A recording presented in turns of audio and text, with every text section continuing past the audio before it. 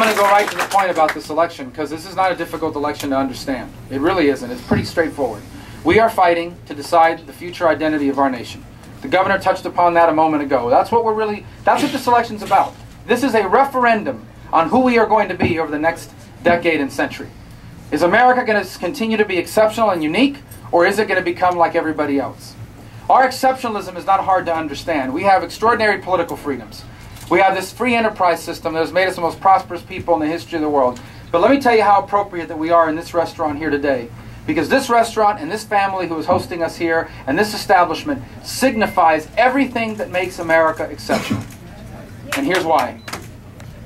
What makes us different from the rest of the world is not our rich people. Every country in the world has rich people. What makes us different than the rest of the world is not our big corporations.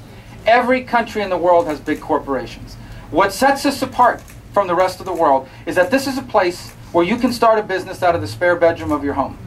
This is a place where you can draw a business plan out on the back of a scrap piece of paper and open up that business with your life savings. This is a business where a family can start a business like this and make it succeed. And listen, not all days are the good days. I bet you've had your ups and downs in this business. The fact that you can exist, the fact that you are in business, the fact that I just met people that you employ, whose families will eat tonight, whose kids will have a roof over their head tonight because someone like you guys, had the dream of opening up this establishment and folks like you have frequented it, is a testament to what makes us different than the rest of the world. And let me tell you, the bigger your government is, the harder it is to open up a place like this. The more permits you have to put up on that wall to open up this restaurant, the harder it was to open up this restaurant. The more Washington threatens,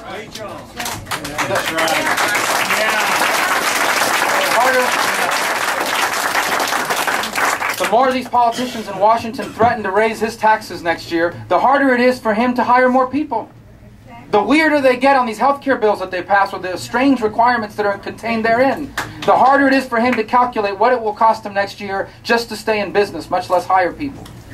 Now you can talk to all the academics, you can talk to all the economists, you can do a tour of all the college campuses in America. Many of these guys don't get this stuff.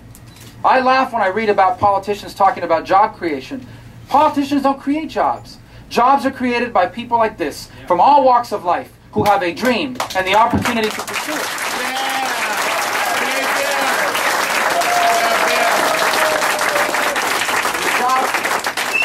The job of government is to make it easier for them to do it, not harder. So you want to know why these guys in Washington shouldn't be in charge? It's pretty simple. Because they have made it harder.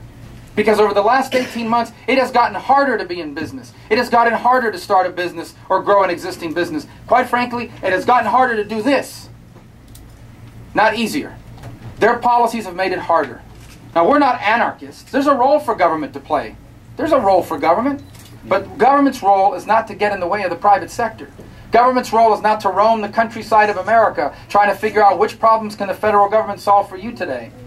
Government's job is to create a stable, reliable, and easy to comply with regulatory and tax environment so that everyday people from all walks of life can start that business out of their spare bedroom of their home, can open up a facility like this, can employ people, can create opportunity for others. It is what distinguishes us from the world. It is what sets us apart. This is the only place where time and again the worker has become the owner, the employee has become the employer, where anyone from anywhere can accomplish anything.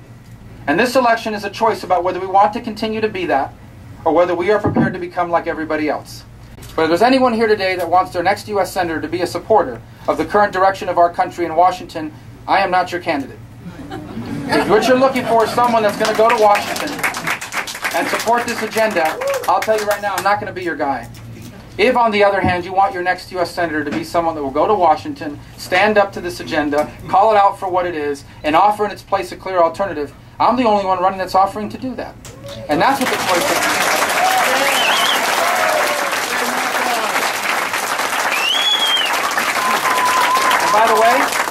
And by the way, that's what the choice is up and down the ballot. You see, there's a lot of people running for statewide office today that don't even admit they know Barack Obama. Barack, who? They don't even know who he is. He comes into town, they won't go to events with him. But the truth is that once they get in, you know what side of the issues they're going to be on. This is not a personal thing, by the way. This is not a personal thing. I've never met the president. He looks like a fine father and a great husband, but he's wrong on his policies. They're bad for America. Yeah.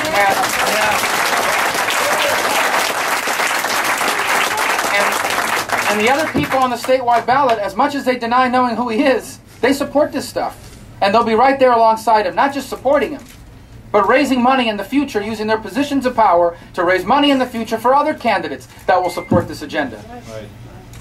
And so that's why all these other races matter. The next governor of Florida, that's an important race. Because if you have a Barack Obama supporter as the next governor of Florida, I think President Obama has an advantage in 2012 in the state of Florida. Oh, yeah. If the next Attorney General from Florida is a supporter of Barack Obama, I think Barack Obama has an advantage in the 2012 election. Absolutely. If the next Agriculture Commissioner or CFO is a Barack Obama supporter, I think they have someone that's going to help them gain an advantage in the state of Florida. Not to mention if the next U.S. Senator from Florida is a supporter of Barack Obama. That's even more dangerous because we cannot afford the next 18 months to look anything like the last 18 months. And so guys, I'm asking you for your help. I know many of you already have. And I need to ask all of you here to vote for me. Every single one of you. I need to...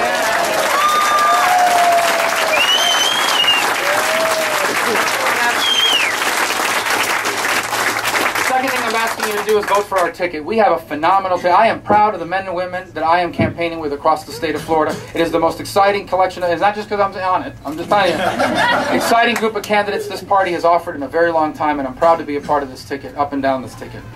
I'm asking you to influence other people that can vote. You know people that will not vote if you don't get them out to vote. You know who they are. They agree with you. They're upset about the direction of our country, but they're not going to vote if you don't get them there. If you don't physically get them to vote, they won't go. And so we need you to do that. And that's why we need you to volunteer in our offices. This stuff matters. We've got to identify our supporters, and we've got to turn them out. And that's what the phones and the walks are for. This campaign is going to get messy the next 4 weeks. These guys are wrong on all the issues. There isn't a single issue that our opponents can win on. There isn't one. They are on the wrong side of every single major issue in America. And that is why their campaigns are turning increasingly personal and nasty, vindictive, destructive. Some of you may have seen this ad that was run against Dan Webster in Orange County, in Orlando. One of the most outrageous pieces of I don't know what it was, that I've ever seen in politics. And neither have you. You know why? It's only going to get worse. Because when you're wrong on the issues, you can't make the issues the centerpiece of your campaign. You've got to engage in the politics of personal destruction. The problem is the politics of personal destruction are not going to make it easier to open up places like this. The politics of personal destruction will not keep America the strongest country in the world. And that's important, because the world is a safer place when America is the strongest country in the world. Amen. The politics of personal destruction will not allow us to leave our children what they deserve to inherit. The strongest nation, and the greatest nation, the freest nation, the most prosperous nation in all of human history. The politics of personal destruction will not lead us to the right answer on this national identity referendum. I know what's going to happen on November 2nd. I believe up and down the ballot, people who fight to keep America exceptional are going to win. And the reason is pretty simple. Because Americans don't want to be like everywhere else. You see, and the governor alluded to it a moment ago, every single one of us here today, every one of us, without exception, is the descendant of someone who came here because they could not be who God meant them to be in the nation of their birth. Got that right. Every single one of us. Maybe that was you. Maybe that was you. Maybe that was your parents. Maybe that was your grandparents. All of us, at some point in our family tree, can track our lineage back to somebody who was born in a nation where the circumstances of their birth determined how far they could go in life. But they found this extraordinary place called America, where it didn't matter what your parents did for a living. If you were willing to work hard and play by the rules, you could accomplish anything you wanted to. That's who we are. That's our common identity as a people. And that's the restlessness you hear out there. That's the anger and the frustration that's out there. People don't want to change America. They want to fix it. And they understand that there is nothing wrong with our country that cannot be fixed by the things that are right with our country. And that's what this election is going to be about in about, 33 days. 33. So, 3 things. Vote and get your friends out to vote. Volunteer in our campaign. And frequent this establishment office. We need your help. Thank you very much.